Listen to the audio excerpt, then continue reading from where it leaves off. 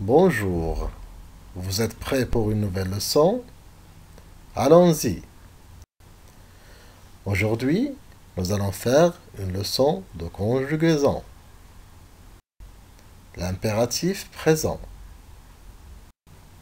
Comme d'habitude, on va commencer par lire des phrases. Révise tes devoirs. Finissons vite ce travail. Prenez ce chemin, c'est moins long. Soyons prudents.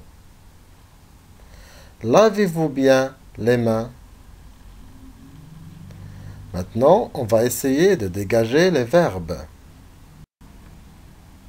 Révise. C'est le verbe réviser, un verbe de premier groupe. Finissons. C'est le verbe finir, un verbe de deuxième groupe. Prenez. C'est le verbe prendre, un verbe de troisième groupe. Soyons. L'infinitif est être. Lavez-vous. C'est le verbe se laver. C'est un verbe pronominal du premier groupe. Donc, comme vous remarquez, ces verbes n'ont pas de sujet. Donc, ils sont conjugués à un impératif présent. Maintenant, comment conjuguer un verbe à un impératif présent?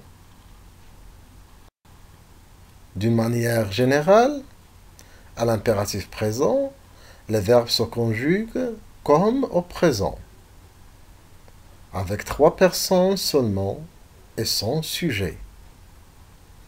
Mais attention aux exceptions. Voici quelques exemples. Prends ton stylo. Finis tes devoirs. Mangez votre gâteau. Pour ces 3 phrases, le verbe est comme au présent. C'est à peu près la même chose. Mais sans le sujet, bien sûr. Maintenant, quelles sont les terminaisons des verbes du premier groupe?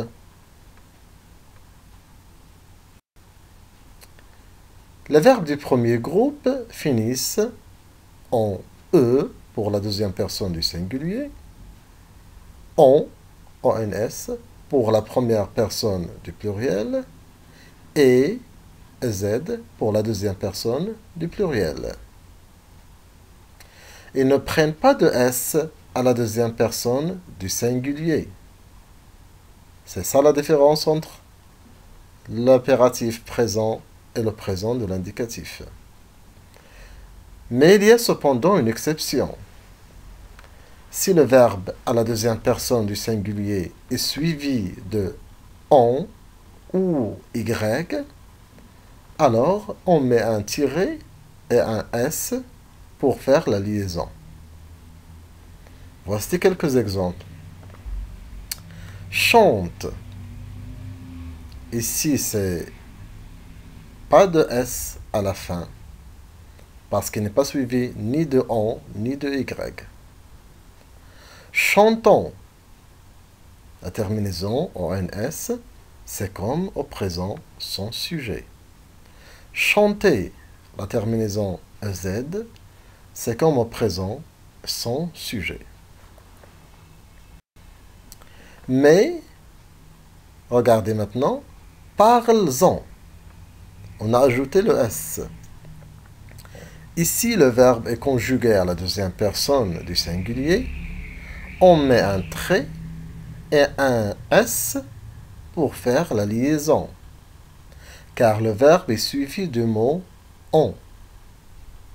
Et aussi, range-y tes affaires.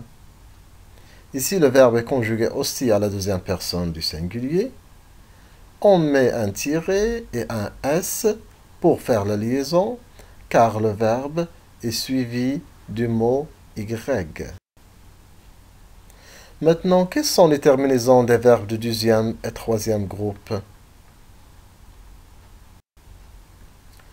Les terminaisons des verbes du deuxième et du troisième groupe sont S, ONS, EZ.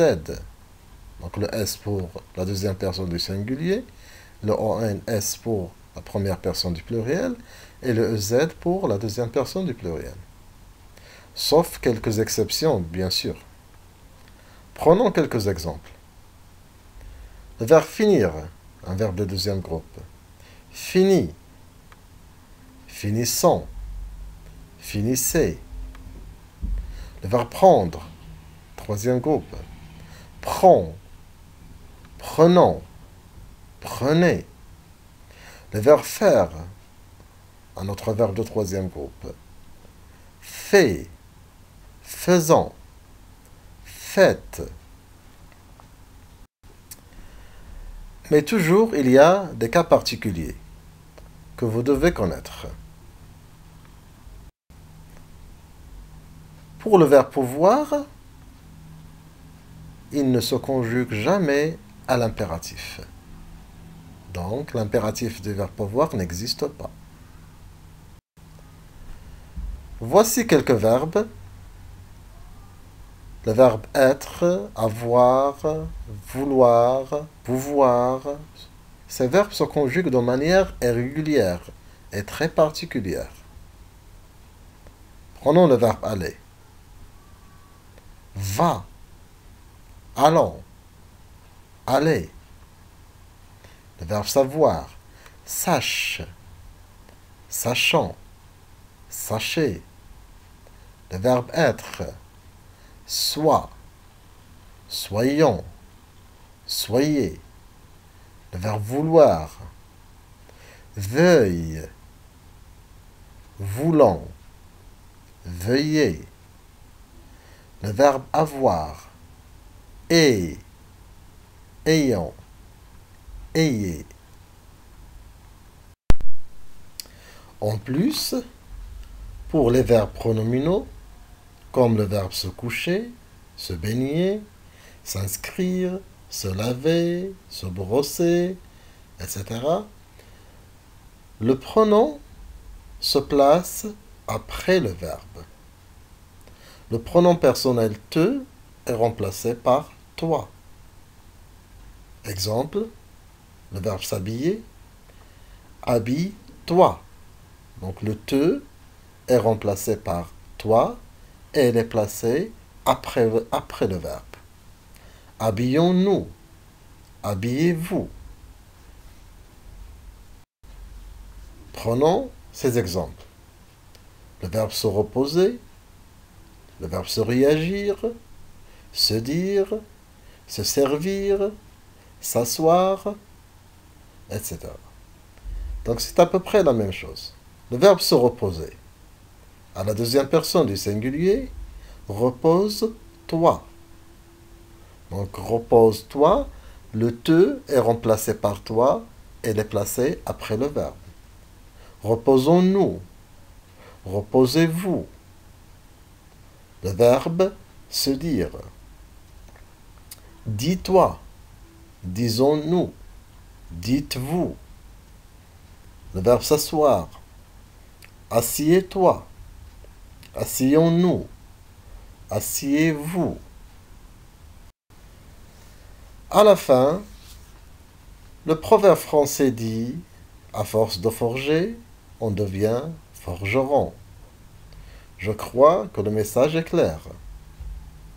Alors faites le maximum d'exercices pour savoir conjuguer les verbes à l'impératif présent.